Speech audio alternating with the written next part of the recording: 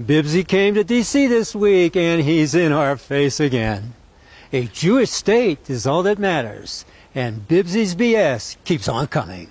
I want to make it clear that we have not given up our hope for peace. We'll never give up our hope for peace. And I remain committed to a vision of peace, of two states for two peoples. It's a non-starter. The occupied West Bank is now de facto part of Israel due to settler seizures of Palestinian properties. This is what Moshe Dayan called facts on the ground. There's nothing left for a Palestinian state. The Jews stole and keep on stealing the best of the land. So it's either going to be one democratic state with two equal peoples, or an apartheid Jewish state with one special people whose aim is the ethnic cleansing of Palestinians.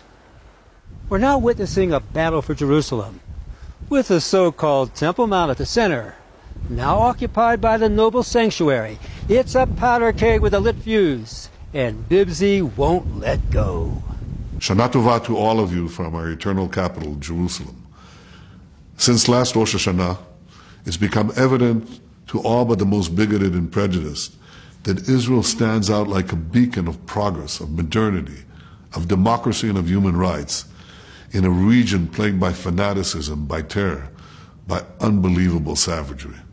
I said it's become obvious to all but the most bigoted, yet we have those people who are leveling slanderous charges against the one and only Jewish state. That's all that matters.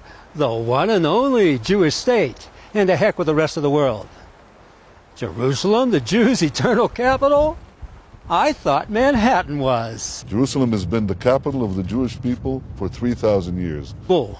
Under Kings David and Solomon, Jerusalem was the capital of a united Jewish people for only 80 years.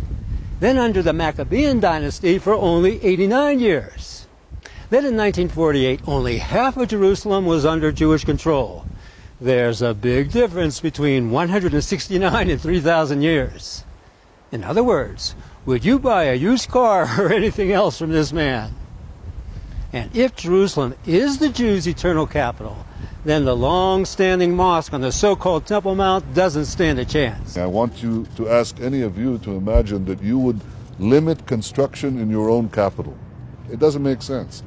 And I think that for us, the important thing is that we are committed to our capital, we're committed to peace, and we're going to build in Jerusalem. How can Israel be a Jewish state when 47% of the population are Palestinians?